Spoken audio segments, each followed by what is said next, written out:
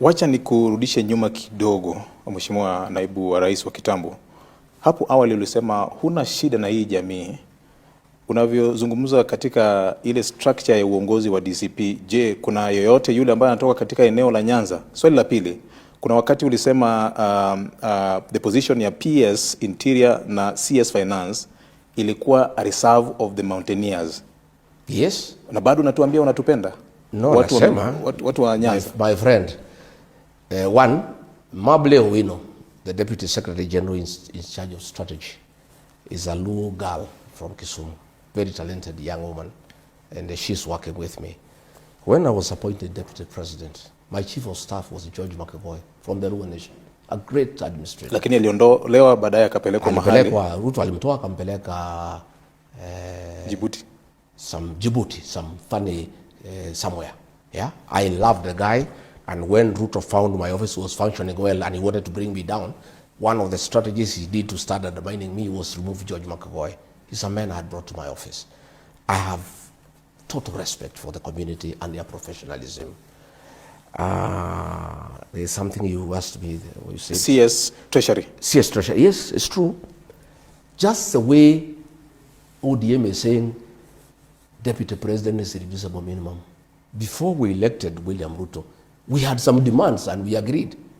And those are positions we negotiated. We had negotiated for National Treasury, CS, for CS Interior, for CS Agriculture. That is the way negotiations are done. And I was just saying, what we negotiated, you cannot take away.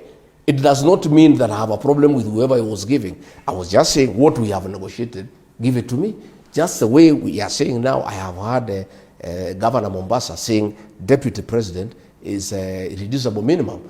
If they agree that they are given Deputy President, if they are shortchanged, they must complain. That's the way these negotiations go. So myself, I was quite right in saying whatever we agreed, we delivered. You had said, give me your votes, I'll give you this. We give you our votes, and what we gave you are taking away, I'm saying is wrong. Ukiangalia hiyo ratiba ya wale mawaziri ambao katika baraza la mawaziri ya Rais Ruto, kuna baadhi watu ambao ni wanane kutoka eneo la Mlima Kenya. Yes. Does it bother you? Does it worry you? Not at all. In terms of representation in the cabinet? I negotiated for the mountain in exchange of votes. ODM is demanding 50%. Is there anything wrong? You demand, you know, my friend. This is where the problem is. Politics is a game of interest. This is where the problem is. So what about the other nations and the other tribes? But have you asked? That conversation? Have you asked Oburu when he is demanding 50? What will happen? That is a conversation they're having, and I'll speak to him when we speak to him. Yes. But we're speaking to you now. The Mount Kenya region has about 8 CSs, more than 15 PSs, and more than 300 in this cycle of government in terms of leadership. Is that fair distribution of resources and appointments, considering my brother Trevor, we had a political negotiation. William Ruto wanted votes from the mountain, 4 million votes. We gave it to him, and we say in exchange, this is what we want. That's the way politics are done, and that's why I'm saying ODM cannot agree to dissolve, because if they dissolve, how will they negotiate with William Ruto? They've not had a conversation of dissolving, but I'm asking you, because you're a leader of the opposition now, and if you have a negotiation with ODM, will you then offer them the 8 slots and the 15 PS? My friend, the dynamics of those negotiations will dictate what will happen then. We are not yet there. Let's not cross the bridge before we get there. Negotiations are informed by the parameters that exist at that time. William Ruto had been rejected by all other Kenyans except the mountain. He was desperate for the mountain vote. So we also asked him, we are the only people who are willing to back you. Coast rejected him. Northeastern rejected him. Nyanza rejected him. Western rejected him. Nairobi rejected him. Nobody else was willing to back him. The mountain was the only stupid region that could not see through him. We were conned, and we have accepted our mistake, and we are going to correct it. But since we are the only ones who are available to support him, we demanded as much as we could, because that's the nature of negotiations.